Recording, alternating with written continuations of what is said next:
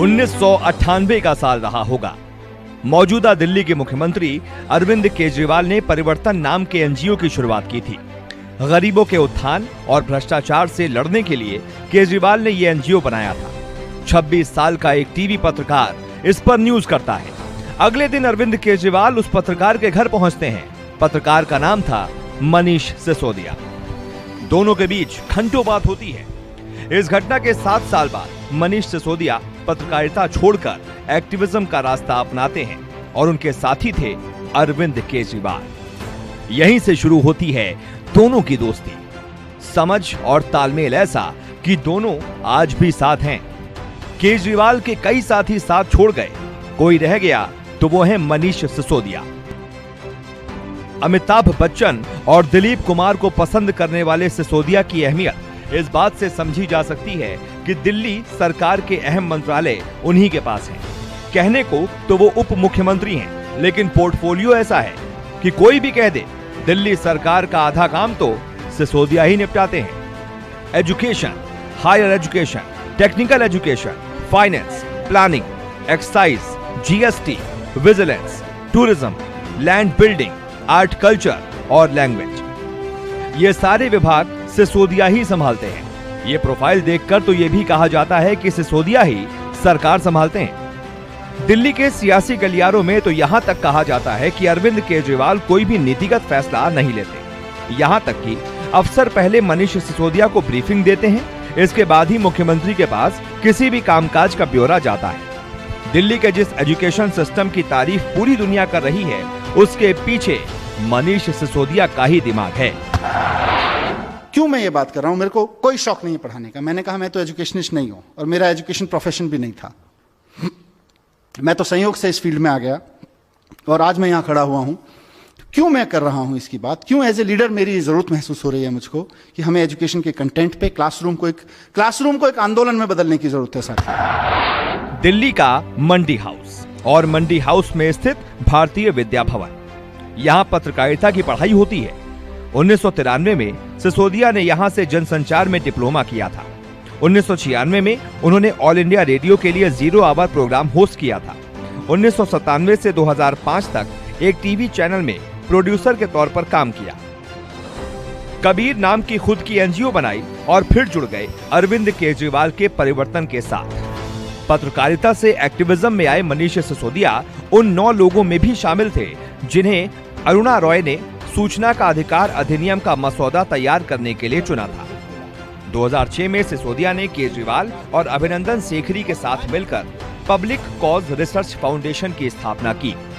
2011 में जन लोकपाल बिल के लिए अन्ना के साथ आंदोलन किया और 2012 में चल निकले राजनीतिक सफर पर।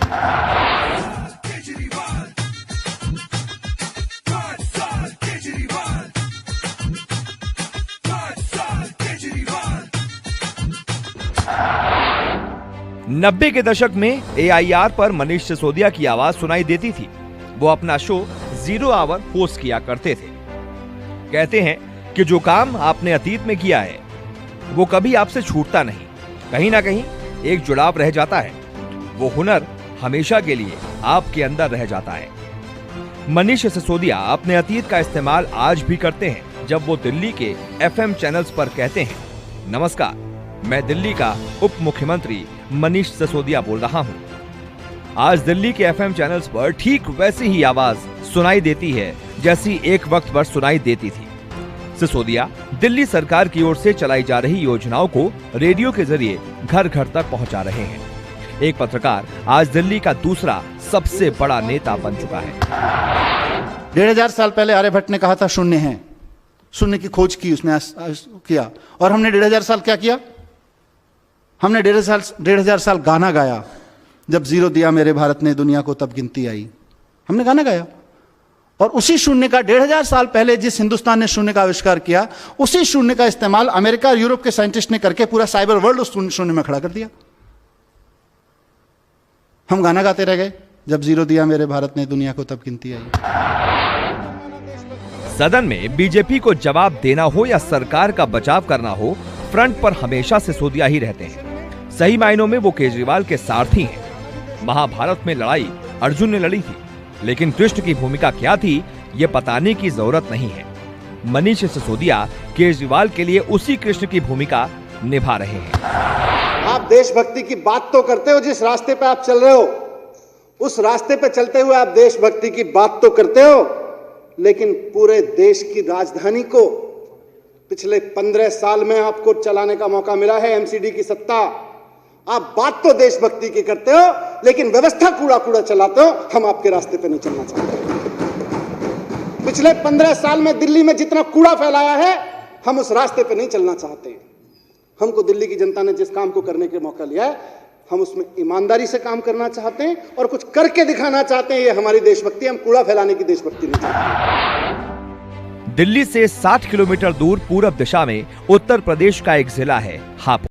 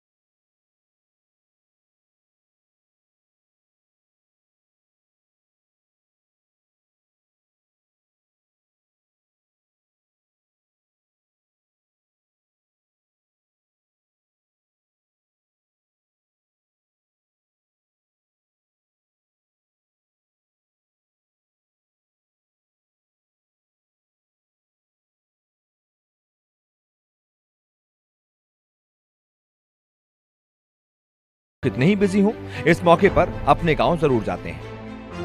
भुट्टा कहाँ से मिलता है?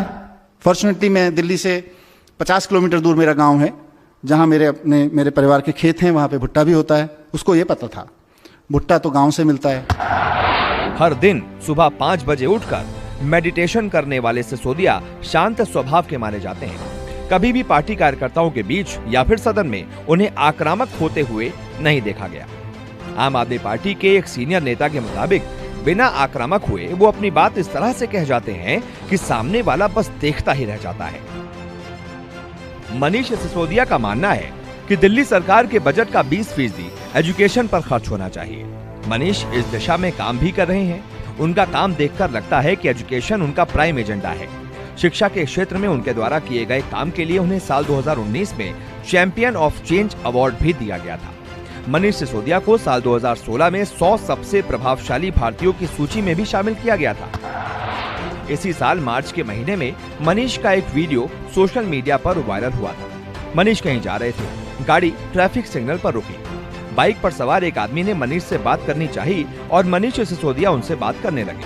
वो मनीष सिसोदिया की तारीफ कर रहा था, खासकर एजुकेशन पर किए गए काम की तारीफ। सुनिए दोनों की वो बातचीत। भांजी पड़ती है, पैसे आते हैं, राशन भी आता है। तो सब सच्ची बात जो है, जो आप सब्जी खुद चेक करते हैं फिजिकली जाके, जैसे मैं नॉर्मल हूँ वो नॉर्मल है, आपको है तो वो अपने नहीं है, नॉर्मल है तो ईवो नहीं है। देखो मैं रुका, हम भी तो नॉर्मल है, हम भी तो नॉर्मल है। आप सीधा नीचे करके आप मुझसे बात कर रहे हैं, मुझे टाइम दे रहे हैं। सर यही चीज जोड़ती है, बंदा जमीन से जुड़ के रहे, बहुत ऊपर जाए। 2019 के लोकसभा चुनाव में आम आदमी पार्टी को दिल्ली में एक भी सीट नहीं मिली थी। सातों सीट हार जाने के बावजूद पार्टी को जमीनी स्तर पर मजबूत करने का तमगा मनीष सिसोदिया को ही जाता है। दिल्ली में प्रदूषण को लेकर काफी हाय तौबा मचती है। मनीष सिसोदिया इसका जवाब भी साफ गोई से देते हैं और केंद्र की मोदी सरकार को कटघरे में ला खड़ा करते हैं। धर्म की राजनीति करने वालों पर सदन में दिया गया उनका भाषण ऐतिहासिक ही था। ऐसा भाषण था जिसे सुन केजरीवाल सिर्फ मुस्कुराते हैं, जैसे कि अपनी मुस्कुराहट से इस बात पर ठप्पा लगा रहे हों कि 20 साल पहले अपने इस साथी को चुनकर हमने कोई गलती नहीं की। हम जब राम की बात करते हैं तो बगल में छुरी नहीं, संविधान दिखा के चलते हैं और दिल में राम लेके चलते हैं। तो इसलिए ध्यान रखना इस बार वास्ता ऐसी पार्टी से है आपका। विपक्ष के उस साथियों ने कहा कि अच्छा हुआ आप हमारे राह पे आए। नहीं साहब, हम तो हाथ जोड़ के कहते हैं आपका रास्ता बड़ा खतरनाक है, हम आपके रास्ते पे नहीं। केजरीवाल चाहे पीएम मोदी से मिलने जाए या अमित शाह से, उनके साथ मनीष सिसोदिया जरूर होते हैं। दिक्कत पार्टी में हो या परिवार में, केजरीवाल के साथ सिसोदिया हमेशा आपको दिख जाएंगे। शायद इसलिए ही इतना भरोसा और इतनी जिम्मेदारी केजरीवाल ने मनीष सिसोदिया को सौंपी है। एक शिक्षक का बेटा पत्रकार बनता है, मोटी सैलरी को छोड़कर एक्टिविज्म में कूदता है, देश में हो रहे भ्रष्टाचार के खिलाफ लोगों में अलख जगाता है और जब आज राजनीति में है तो भी अपनी छाप छोड़ रहा है। कहते हैं हापुड़ में गन्ने और गेहूं की खेती बहुत होती है। उनकी बोली में गन्ने सी मिठास है तो उनका व्यक्तित्व गेहूं की बालियों जैसा सुनहरा।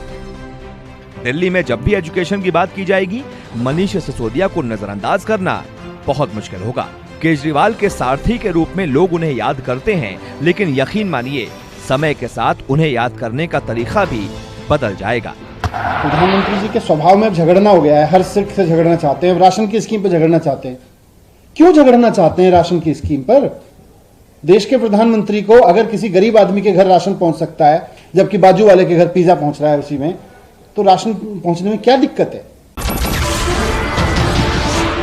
नमस्कार, मैं हूं मानक गुप्ता। अगर आपको हमारा ये वीडियो पसंद आया हो तो इसे लाइक और शेयर जरूर करें और हाँ, हमें सब्सक्राइब और फॉलो करना ना भूलें ताकि आप देश और दुनिया की कोई खबर मिस ना करें। तो जुड़े रहिए हमारे साथ और देखते रहिए News 24।